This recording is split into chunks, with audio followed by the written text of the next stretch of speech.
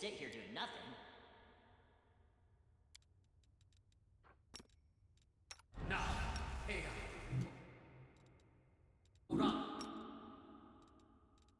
Time's not waiting.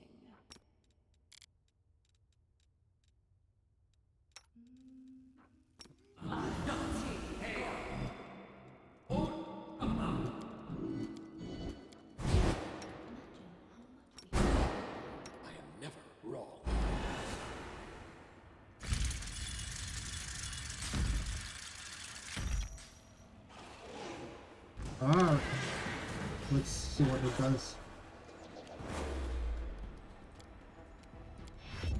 Let's go to the cleric. Actually, you can already go after the paladin. We'll go here. Put a spell on it.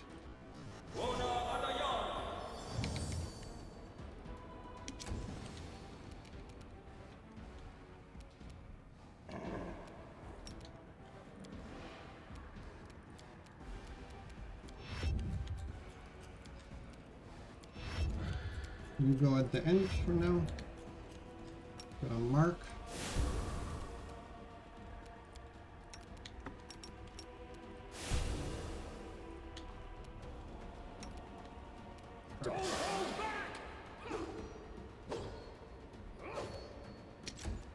Alright. We did a mark of justice on it, right?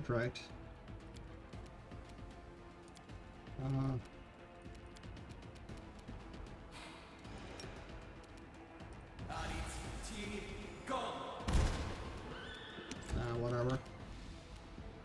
You're not a threat, you're an obstacle.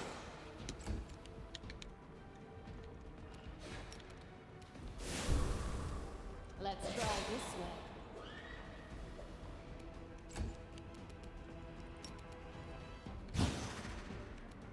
Oh, look, walking loot.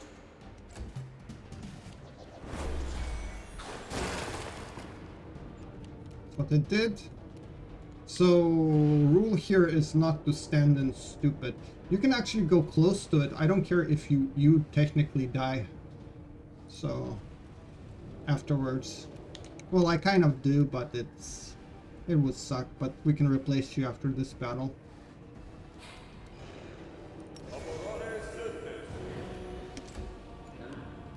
Right. We need to put Riker into position. And I don't want him to die, so I'll put him probably right here. Yeah, that looks good. And you also go somewhere. So I'm afraid he'll go for you, Sentry, though, unless maybe if you're here. Alright, fine, we can't do it, but it's better safe than sorry. Whatever. Alright, now we can move out of this shit. Go here. This will hurt. You as well.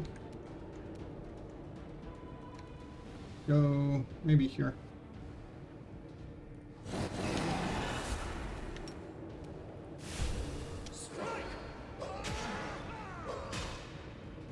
Hey, he got 2 crits. That is something. I am about to rearrange trophies.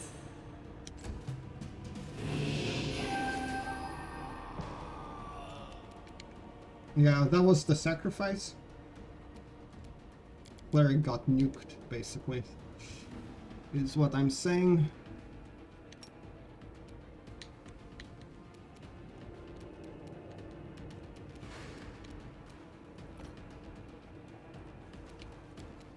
Should activate some quivers. Got you. Nice crit record.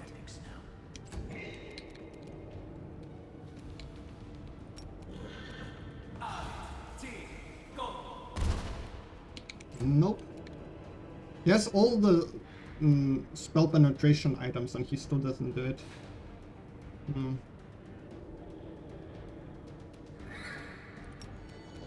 A calculated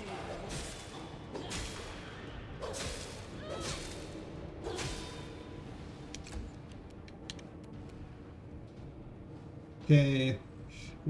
I mean, you're probably not gonna hit, but you might crit. Right, it's already at 70 to 78. It used to be at 80, it started at 90. What happened to it? Ring of Sharp Spikes, okay.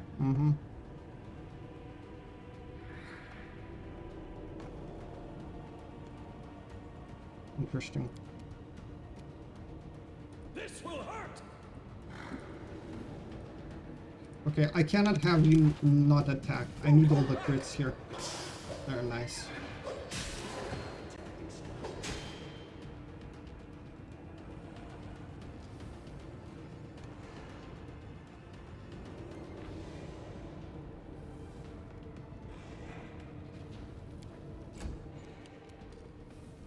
All right.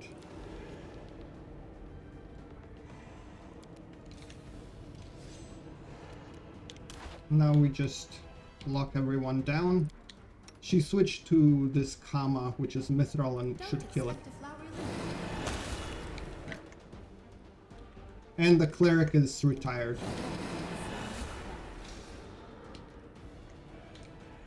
But he's a merc, so he doesn't matter. Like, if these guys die, then we're in trouble. Well, ideally no one dies here, but I don't think you can summon in this area. And what's special? What's special is that she can actually do quite good damage here. Legendary proportions. Because of... I got it as a random item from this armor. As for the Scrolls of Divine Power, we scribed them with the cleric who's now dead. That's basically it.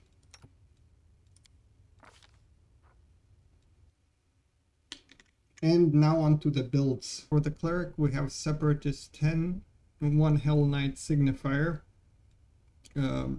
Completely focused on spellcasting. You can see the feats here. And dispelling. If I was to do it again, I would probably, since I rotated the Wildland Shaman out, I would probably should have just went for the classic Ecclesiasturge or normal cleric with Aristeel and just community animal.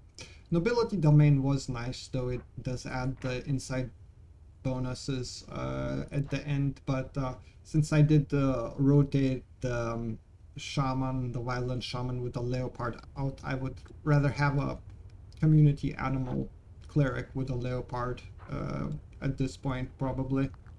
Nobility is good because it gives another crit. It gives this rare spell at this point, because as you see, characters only reach level 11 towards the end of the DLC, and you want full casters, prepared casters that reach level 6 spells, basically. So like even spontaneous casters kind of get the short stick of it here.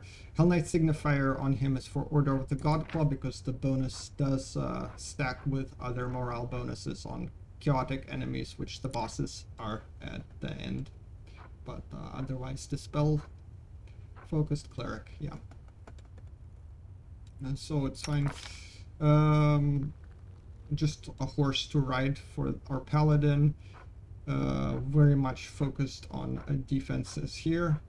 Will work because why not? Whatever. Just has to be there. Too bad. See, like the paladin is a late.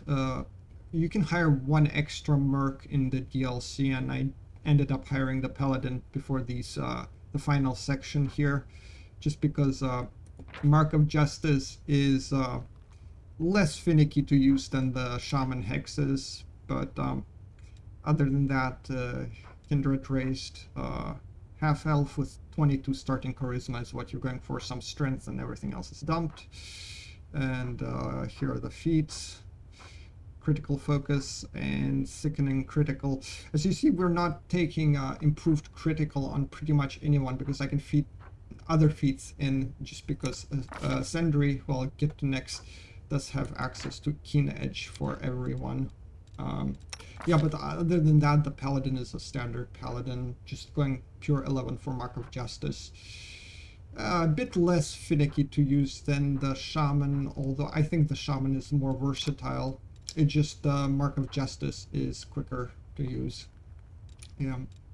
And the other thing nice on Paladin, which I missed, is Blessed Weapon, which should technically mean you confirm critical hits more often.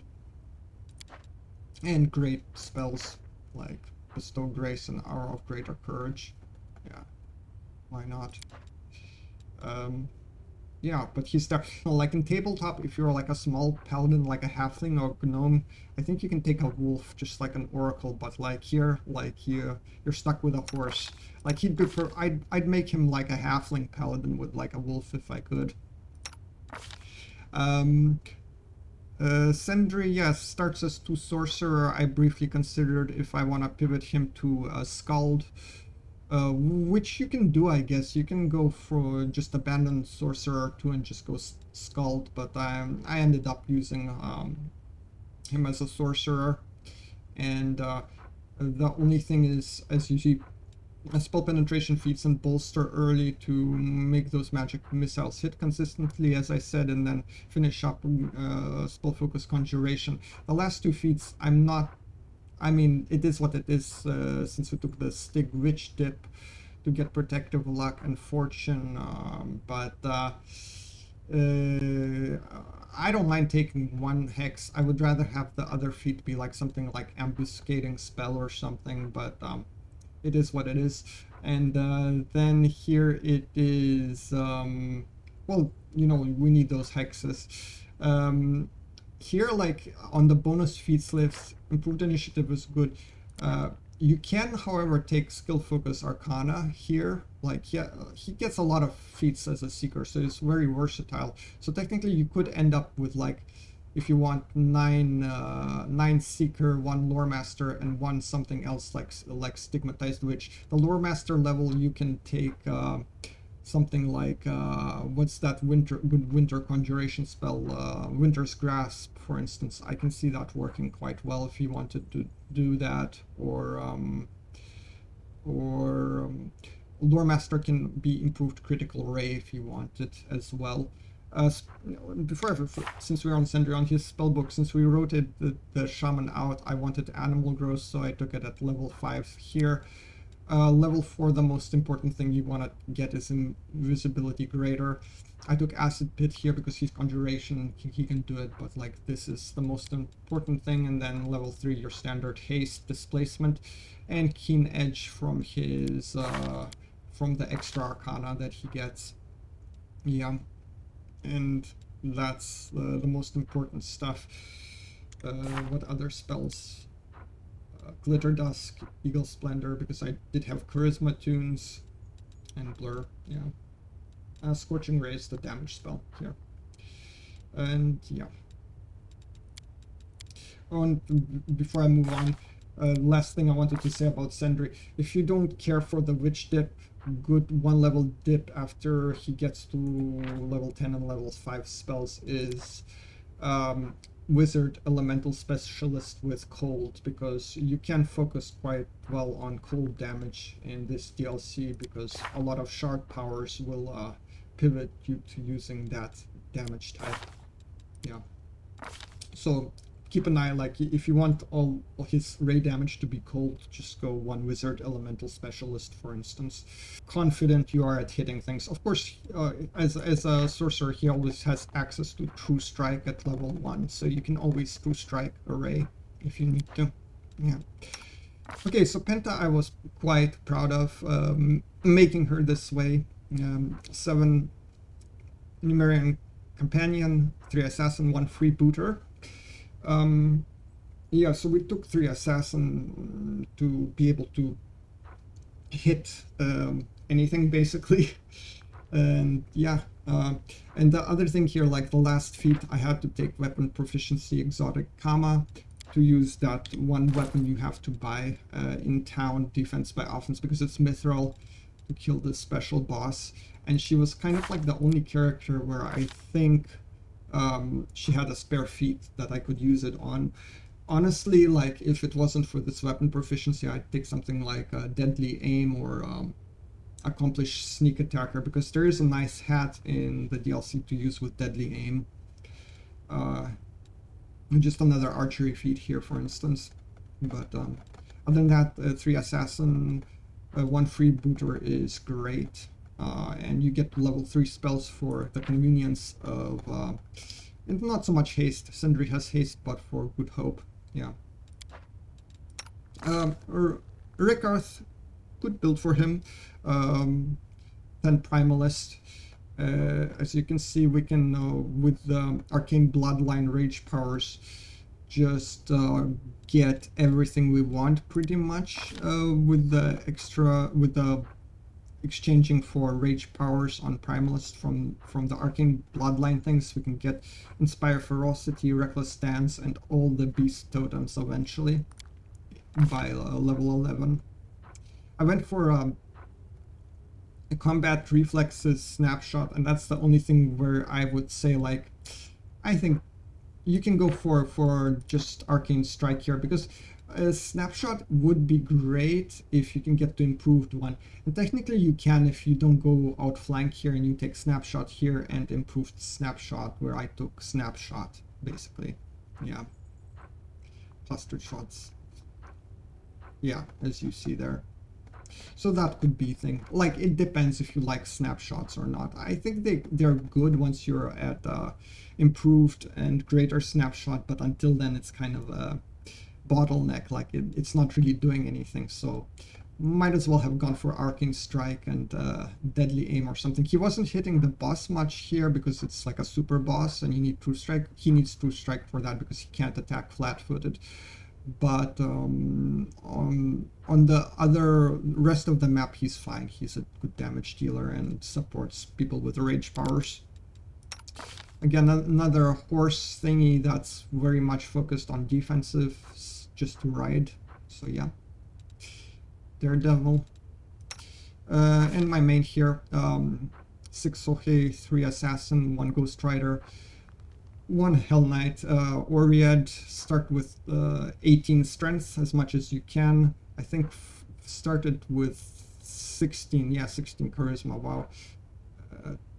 Ended up like 10 wisdom here and dumped intelligence and con. Speaking of con, it doesn't matter here because of an item I'll show next in the inventories, but it's good. I don't know if you have access to this deity. I chose it because of destruction and water domain, because I was thinking of taking a level of War Priest at some point, and I was considering to take War Priest instead of Ghost Rider to get blessings from the destruction domain and the water domain. It's a choice. You can look into it. Let's just say it means more offense.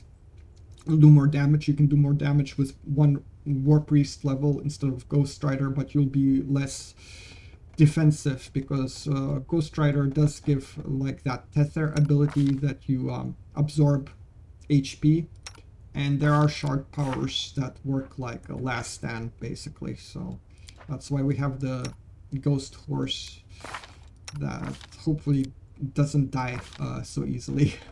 Yeah. And because if you want to go for more offense instead of the Ghost Horse, which is a pretty defensive option, yeah, you can go for War Priest with something like Destruction Blessing, or look into that, or you can go into Sable Marine, the classic Sable Marine, or the Hunter. War Priest does get Heavy Armor Proficiency natively, which you need for Hellknight, but Sable Marine and Hunter, though both are great classes, do not. So instead of something like Combat Reflexes here at the end, you'd have to fit in Heavy Armor Proficiency somewhere. I do recommend taking Blind Fight though on your main attackers for this DLC. It is quite useful towards the end, and I actually wish I would have fit Blind Fight on more characters here who are attackers. Yeah, it's quite good. So that's the feats. There you go.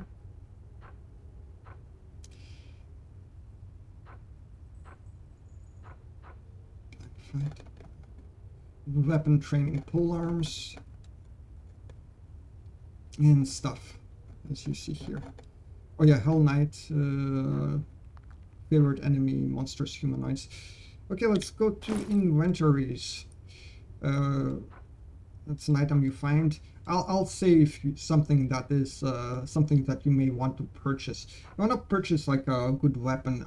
In the end, it didn't have to be a +2. It could have been a +1 because we do have access to greater magic weapon spell. But why not? This trident you find in the world. You don't have to buy. It's quite good. The problem is the crit range, but it still is a pretty powerful weapon. It looks like. These you can buy, and Alchemist I have in I left behind. I have my mercs. If you saw earlier video, you know it's the cleric, it was the wildland shaman, and it was an alchemist instant synthesizer. The alchemist can give me a polymorph effect for them to activate. Otherwise, I do believe you find at least 1 or 2 scrolls during the campaign, and since you have okay charisma, you can put some in use magic device to polymorph and get the bonuses. But this is an item you should consider buying. It is fairly expensive, but probably worth it for because it is quite good. +3 to attack and damage. It's good. Yeah. These are pretty cheap gloves for what they do, plus bonus to damage while mounted. Great gloves, and they don't cost anything. They're very inexpensive to buy. Yeah. All the items on the horse are found. I didn't buy anything. Here, yeah, everything is pretty much what we found. Yeah. Except the headband. The headband he needs to be able to cast spells. Here on Penta, I think we found everything except for this stupid weapon that you need to kill that special boss, and this armor, which you should really consider buying because the random scrolls it generates per rest is pretty funny. Yeah. Oh, and buy some quivers for that special fight, special occasion, this holy ammunition quiver. Yeah. Sentry. I don't think I bought anything for Sentry, except the spell penetration robe. And then here, I don't think I bought anything for him. And this, yeah, this you find in the middle of the DLC. It's either this Falchion or Falcata that you find even earlier, that are both good weapons to use on your second melee DPS or any. So it's either Falchion or Falcata. For Falcata, you'd need exotic weapon proficiency though. So, and this one's good. You get an extra attack on crit, and it has a wide crit range, so it's a good one.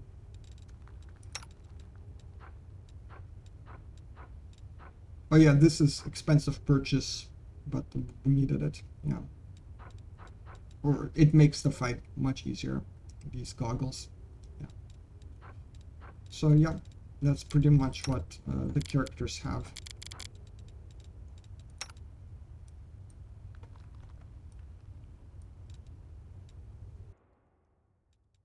My skills are absolute.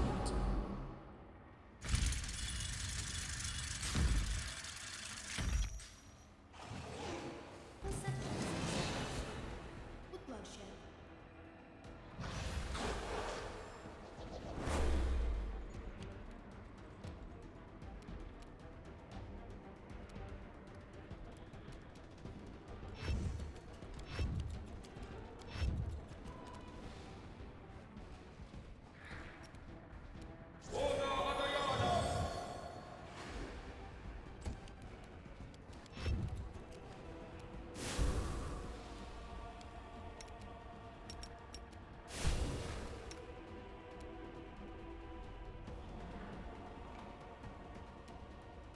Don't hold back!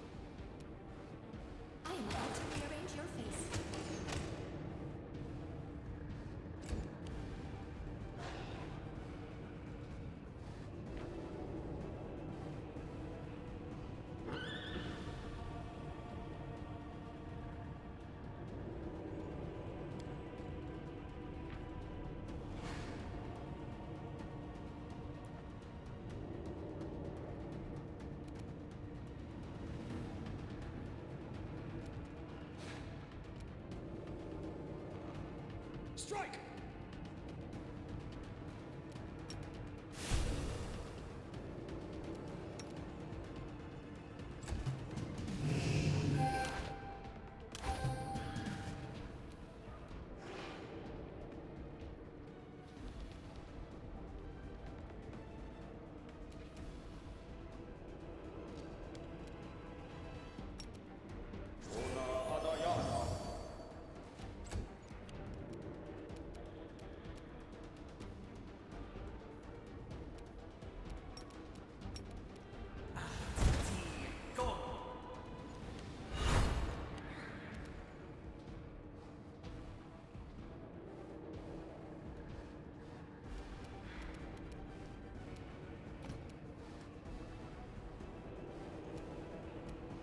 It's you or me.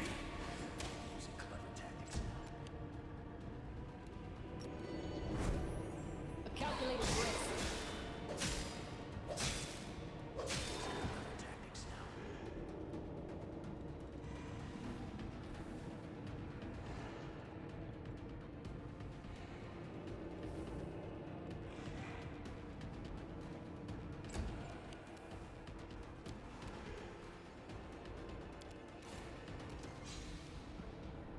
A negligible obstacle